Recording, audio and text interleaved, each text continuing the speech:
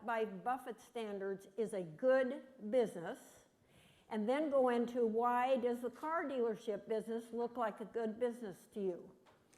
A good business is the one that earns a high rate of return on tangible assets.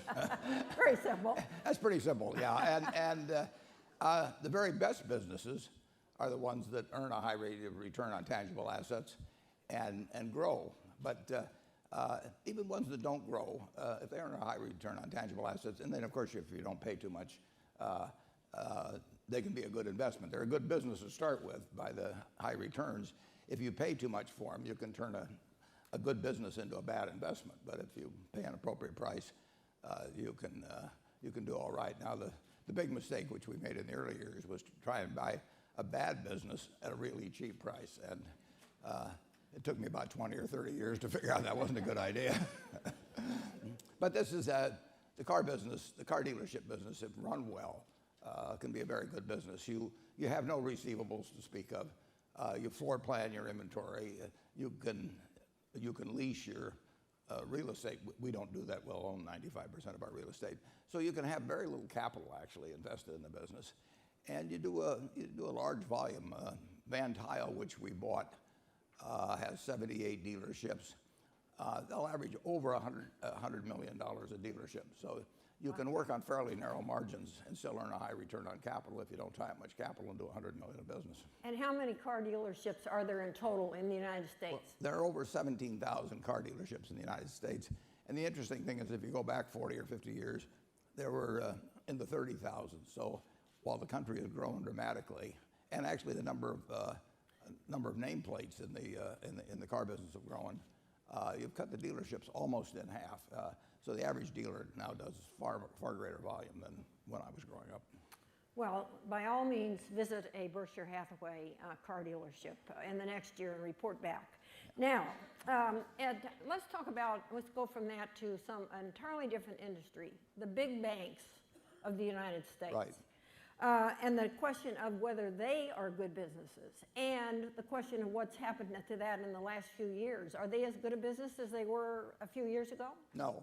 The banks earn on assets. They don't earn on net worth.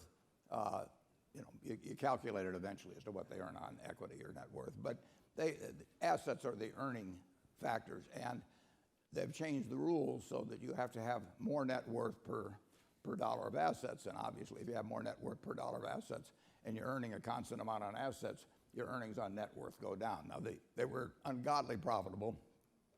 The better ones were back 15 years ago or 10 years ago even, when they had high ratios of assets to net worth. And some of them even cheated in terms of having even more assets than the regulators would have allowed. And you had these SIVs, as they were called. Citigroup had a whole bunch of them.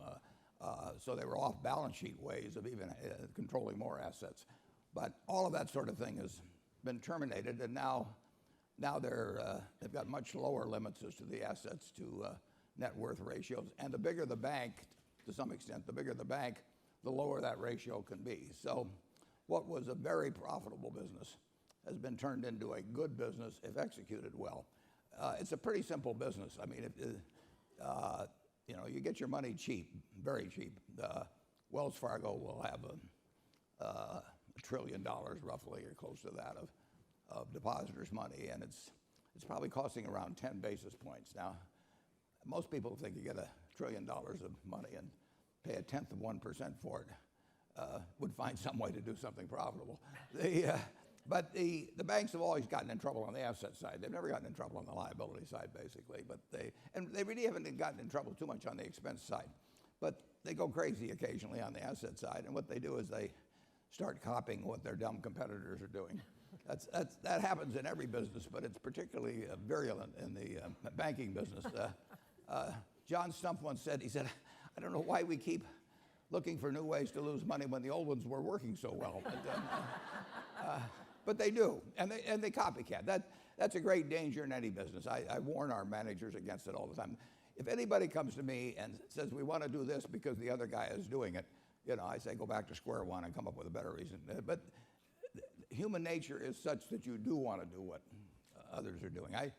One time